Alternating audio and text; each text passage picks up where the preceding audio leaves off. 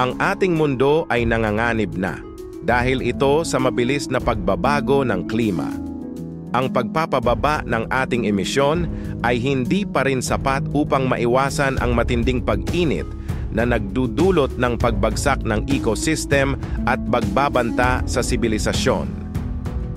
Habang nananawagan ang mga sayantipiko, aktivista at kabataan, karamihan sa mga namumuno ay hindi pa rin gumawa ng mga bagong hakbang at ang mga industriya ng fossil fuel ay patuloy pa rin na sumasalungat sa mga reforma. Mukhang hindi madaig ng sangkatauhan ang kasakiman nito at tumuon sa mga panandaliang pakinabang upang iligtas ang sarili na nagdudulot ng malungkot na pananaw para sa marami. Sa kasalukuyan, ang mga kabataan ay nakakaranas ng anxiety at depresyon, hindi tiyak kung magkakaroon sila ng magandang kinabukasan sa hinaharap. Gayunpaman, hindi solusyon ang pagsuko. Sa kabila ng kabigatan ng sitwasyon, ang mga positibong pananaw sa kinabukasan sa maraming taon ay nagbigay ng magandang balita at isang malinaw na landas patungo sa ating mga layunin sa klima. Pagkansela sa apocalypse. Mayroong malawakang mga kwento na ang pagbabago ng klima ay isang umiiral na banta na posibleng humantong sa katapusan ng sibilisasyon ng tao o maging sa ating pagkalipol. Ngunit, ano ang sinasabi ng siyensya?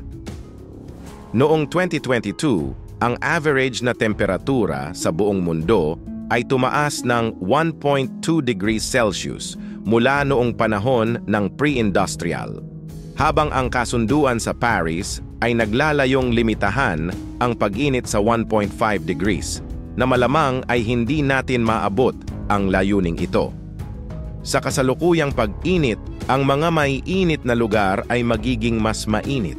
Ang mga basang lugar ay magiging mas basa at ang mga matinding kaganapan sa panahon ay mas madalas at malala. Ang pag-init na lampas sa 2 degrees ay magpapalala sa mga sukdulang ito na maglalagay ng mas maraming stress sa ecosystem at ang ilan ay hindi makaligtas. Sa 3 degrees, ang mga bahagi ng mundo, lalo na sa mga umuunlad na bansa, ay maaaring mahihirapang pakainin ang kanilang mga populasyon. At ang mga heatwave ay magiging isang makabuluhang pandaigdigang issue. Sa 4 to 8 degrees ng pag-init, pumapasok tayo sa isang apocalyptic na senaryo. Ang hothouse Earth na ito ay mahihirapang suportahan ang malaking populasyon ng tao, posibleng magresulta sa bilyon-bilyong pagkamatay, at ang mga nakaligtas ay mahaharap sa isang mapanganib na planeta. Isang dekada na ang nakalipas. Maraming sayantipiko ang naniniwalang ang mundo ay aabot sa 4+ degrees na pag-init dahil sa kakulangan ng pagkilos. Sa kabutihang palad, ang matinding senaryong ito ay mas malamang na ngayon. Kung mananatiling stagnant ang kasalukuyang mga patakaran sa klima, maaari tayong makakita ng 3 degrees na pag-init pagsapit ng 2100s. Bagamat ito'y nakababahala, nagpapakita ito ng pag-unlad.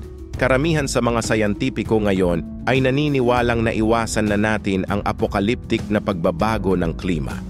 Bagamat nananatili ang panganib, inaasahang magtitiis ang sangkatauhan at sibilisasyon. Ang invisible shift. Ang huling dekada ay madalas na nakikita bilang isang pagkabigo para sa mga patakaran sa klima dahil sa kakulangan ng makabuluhang aksyon. Dahil dito, maraming tao ang nakakaramdam ng kawalan ng pag-asa. Ngunit hindi ito ang buong kwento. Mula 2000 hanggang sa kasalukuyang taon, ang greenhouse gas emissions ay tumaas ng 24% dahil sa mga subsidyo sa fossil fuels para sa paglago ng ekonomiya. Umasa ang mga bansang tulad ng China at India sa murang karbon, habang ang mayayamang bansa ay kaunti lamang ang interes sa pagbabago ng kanilang mga paraan. Noong 2010, marami ang inaasahang magpapatuloy ang mga trend na ito, ngunit nagbago ang susunod na dekada. Bumagal o huminto ang pagsunog ng karbon sa mga umuusbong na bansa tulad ng India at China at bumagsak sa mayayamang bansa tulad ng UK at US. Mula noong 2015, 3 ng mga nakaplanong planta ng karbon ay nakansela at 44 na bansa ang nangakong ihinto ang pagtatayo ng mga ito.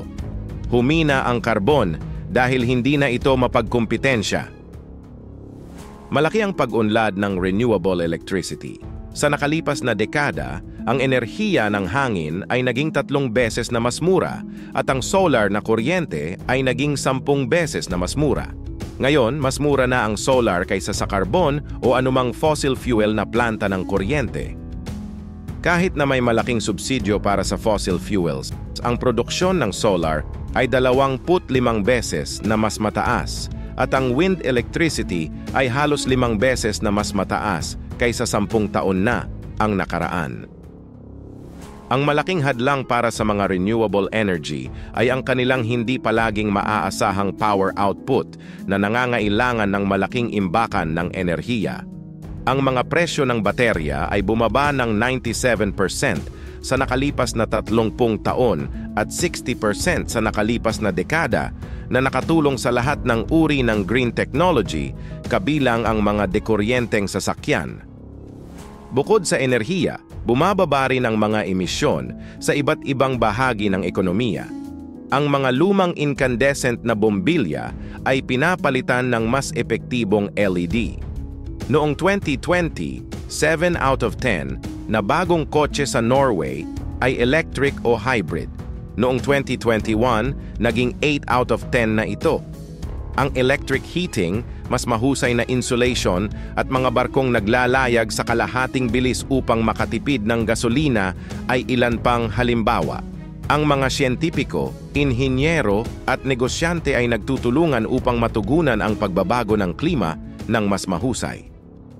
Ang mga solusyon para sa low-carbon na produksyon ng semento, electronics, bakal, artipisyal na karne at carbon capture ay kasalukuyang binubuo.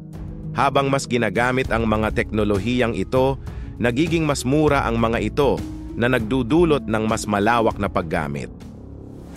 Ang CO2 output ng mayayamang bansa ay bumabagsak ng walang malalaking recession.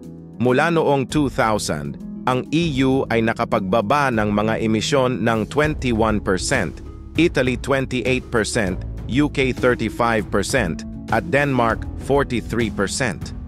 Ang mga emisyon ay hindi na kinakailangang nakaugnay sa paglago ng ekonomiya. Halimbawa, bumaba ang mga emisyon sa Czech Republic ng 13% habang lumago ang GDP ng 27%.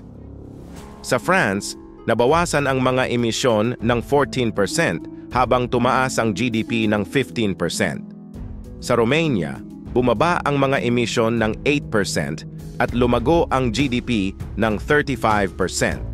Sa USA, nabawasan ang mga emisyon ng 4% habang lumaki ang GDP ng 26%.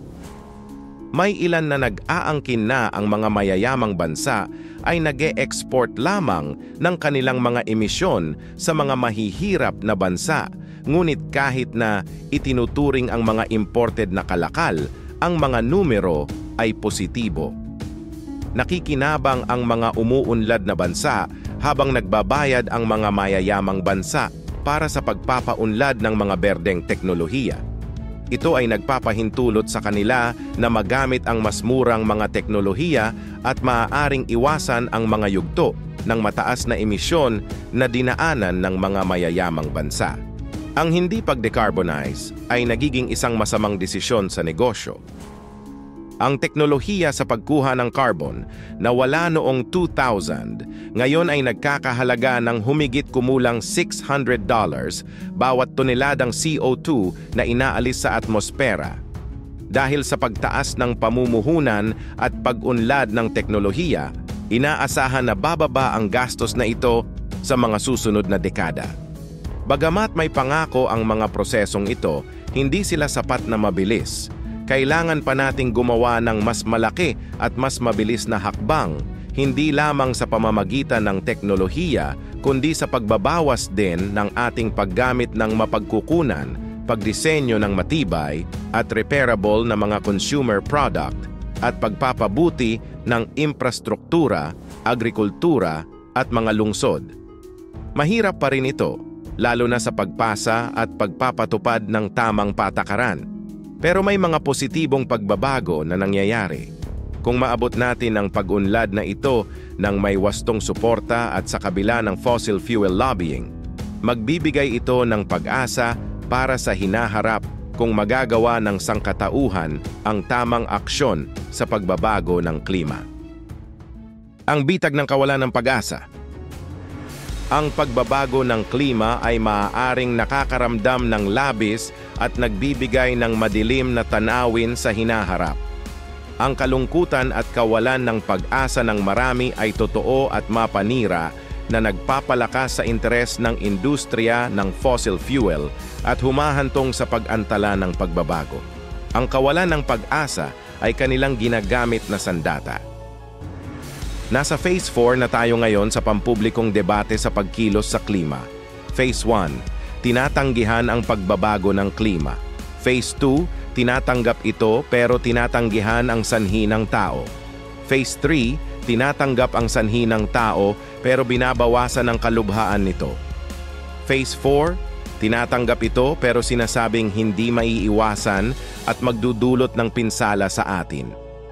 Para baguhin ang mundo, kailangan nating maniwala na posible ang pagbabago at marami tayong ebidensya na ito nga ang kailangan.